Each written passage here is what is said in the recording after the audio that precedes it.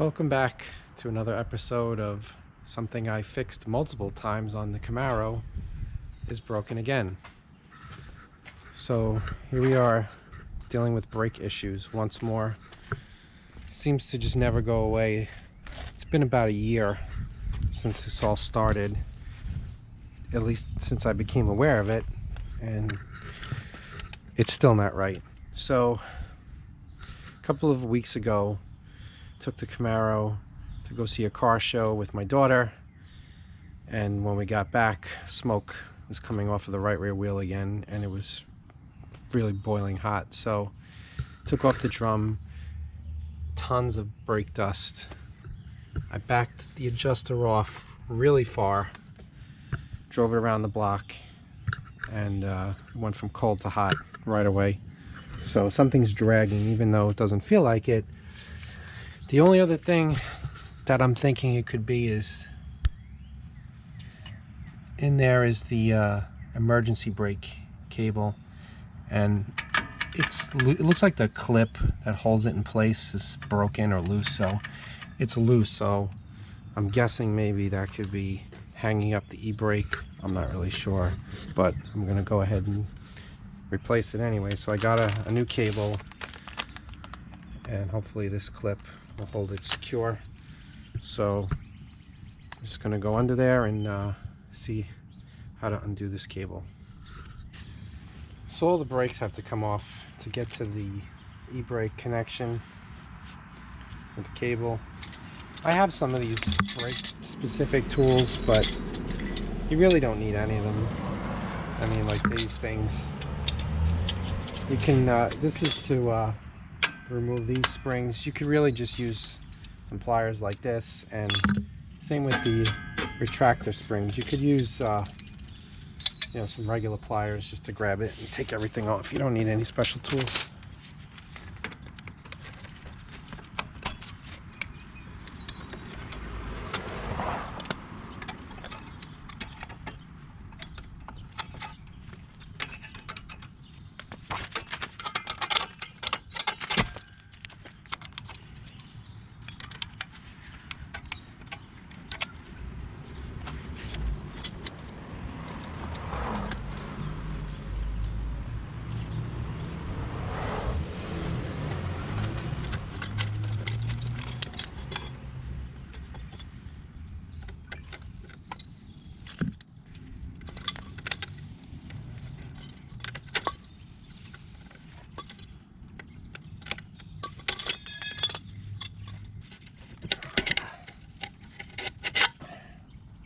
That's one way to do it.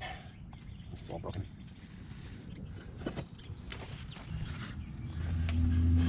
It's definitely a little tricky to get to. Cable clips in over here under the floor, and then up here it attaches to the center cable that goes up to the e-brake handle inside the car. So you can see on the far side, which is the driver's side, the cable looks loose, no tension. But then the passenger side cable looks tight. Maybe this is why it's dragging. So I had to drop the rear end down to get the drive shaft down out of the way because it was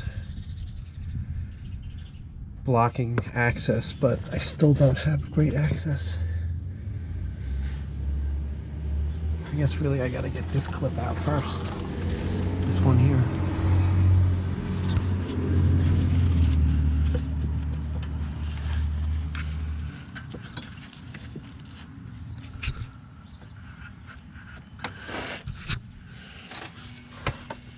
So I have to try to loosen this up somehow. If I can get it off of here, maybe.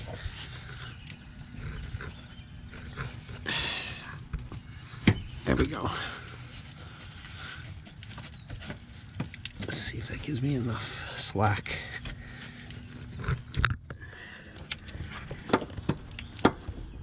All right. Got it loose. The jack is perfectly positioned to block me from getting to this little clip.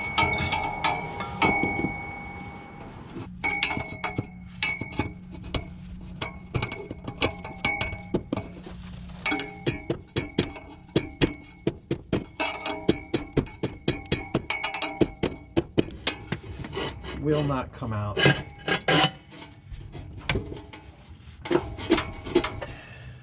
Will not come out. It's always like one thing that's gonna just snag you and keep you from getting anything done in any kind of reasonable amount of time. At least that's me. I don't know about you. That's what always happens for me. I just don't understand. Help me to understand what is happening here.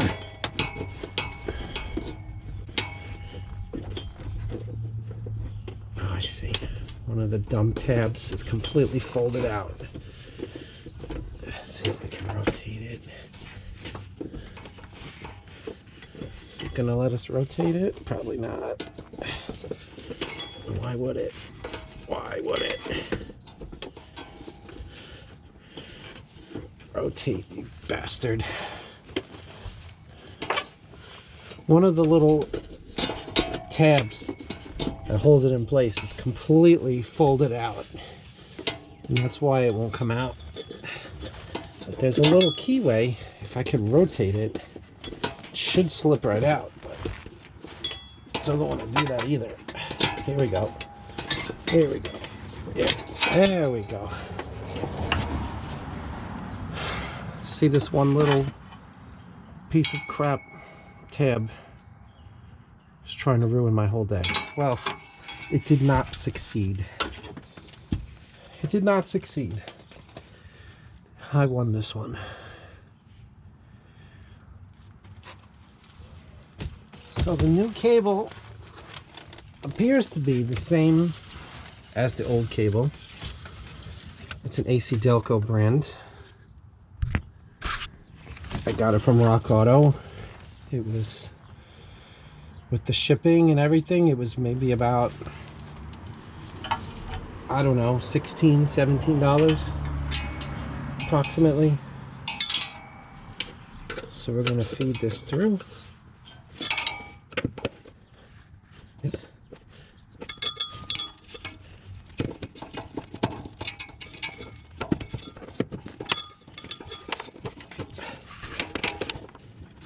Very hard to get a grip. Everything's in the way, mainly the jack.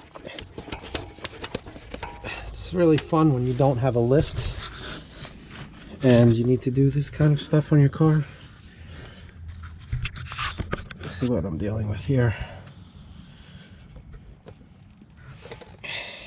Getting that back through the hole.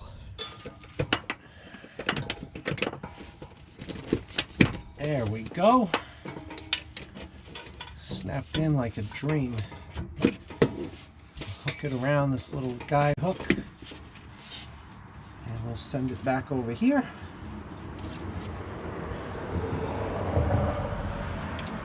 Above the rear control arm, and we'll put our little bracket 10mm screw that goes to the rear subframe of the car.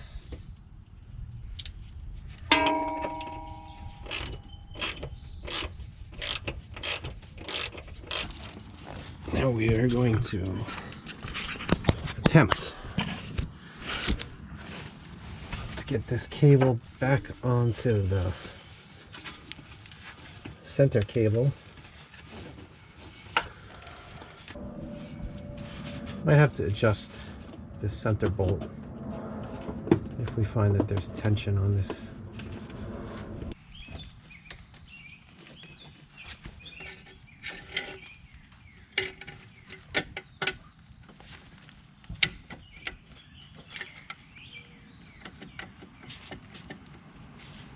Okay, so now we're locked in here. I mean, there still is a little bit of movement, but it's way better than it was before. I mean, there's no doubt this cable is too tight, even the new one. I mean, maybe the other cable was broken, but maybe actually it didn't matter. Maybe it was just adjusted too tight. But, you know, the other side was loose, so it doesn't really make sense to me how that would happen. But, you know, anything can happen, I guess. And that's backwards. Let's try again. this would be the correct way. Top, bottom. Connects on the bottom. Perfect.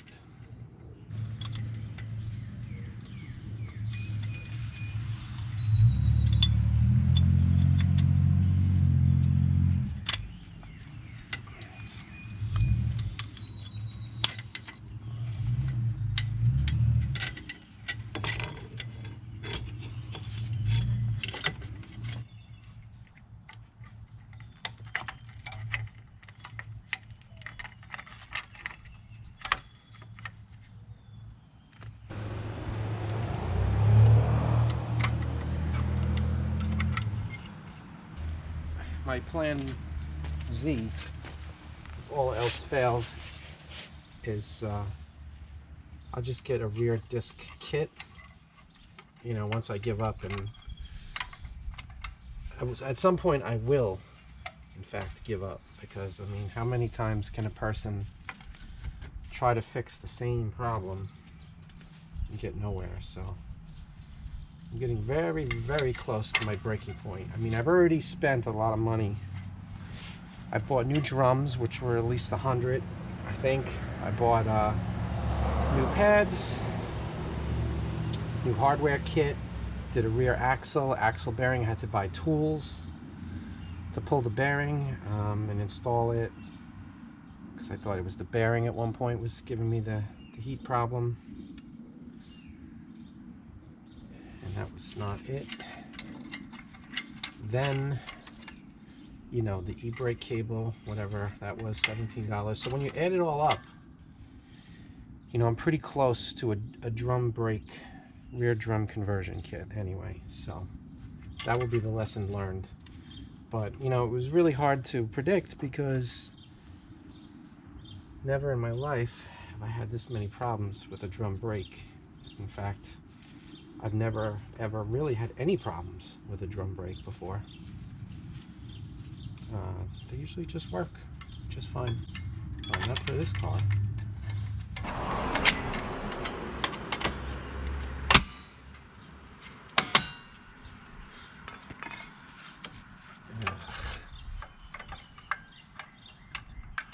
It's like a puzzle, and it's just all the pieces keep falling apart on you. Like I said earlier, the tool sometimes helps you a little, but you can just use some pliers, get the same result.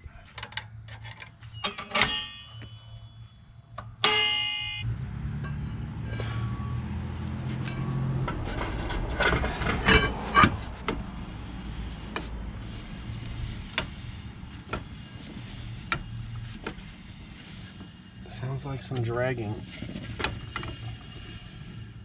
although it spins pretty good. Oh.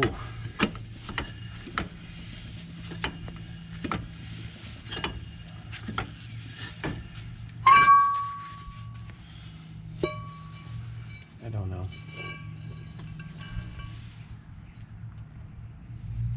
I really don't. Guess we'll try it.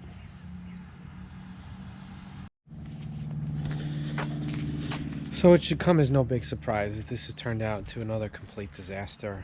So when I went to go put the e-brake cable back, connect it to the rear e-brake cables, and then you have one from the front, and there's a bracket that they both hook onto.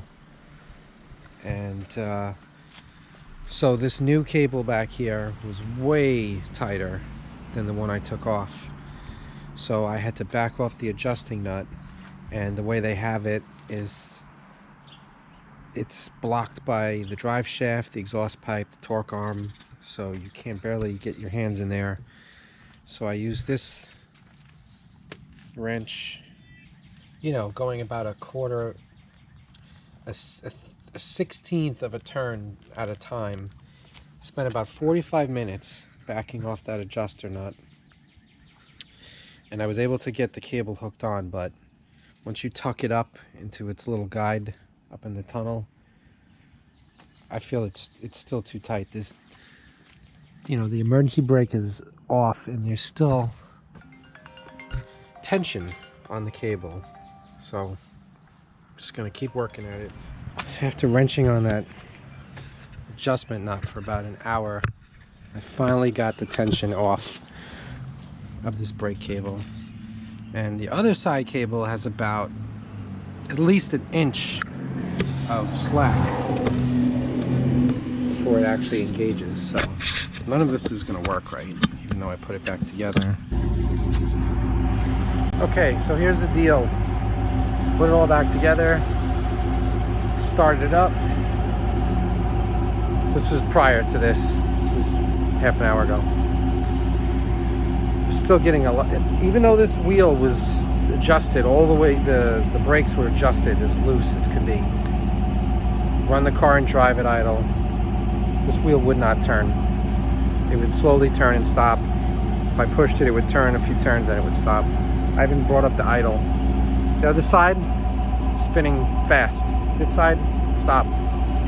So I know I said I wasn't going to be taking this apart again unless I was getting disc brakes, but I saved the old brake shoes that were on the car. 1 year ago, I changed these brake shoes. I don't even remember why. The brakes, yeah, I know why. The brakes sucked, they weren't working. The rear had aluminum, the original aluminum drums, and the linings were worn down to nothing, cracked. So that's when I got new shoes, new drums. I have a feeling the shoes that I bought, these Bendix,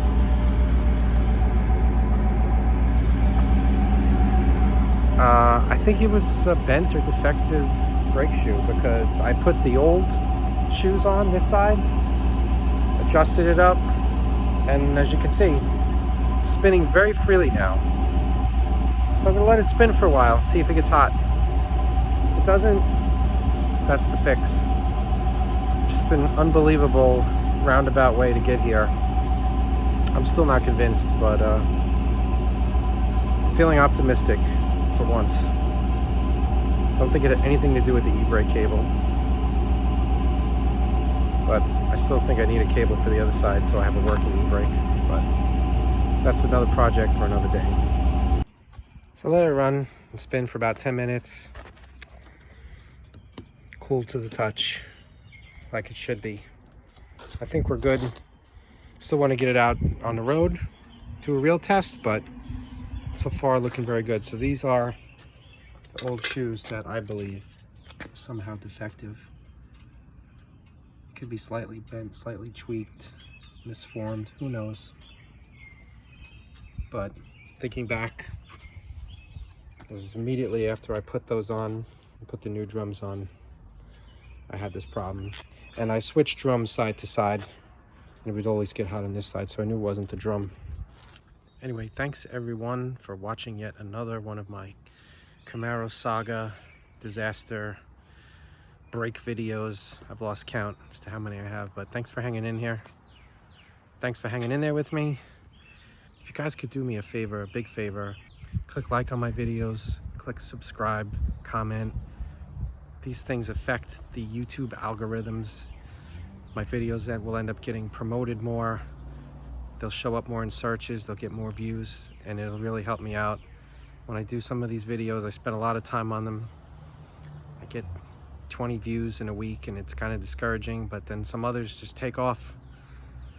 And it's always the ones that have more likes and comments and subscribe. So if you could do me that favor, I would appreciate it. Thanks everyone for watching.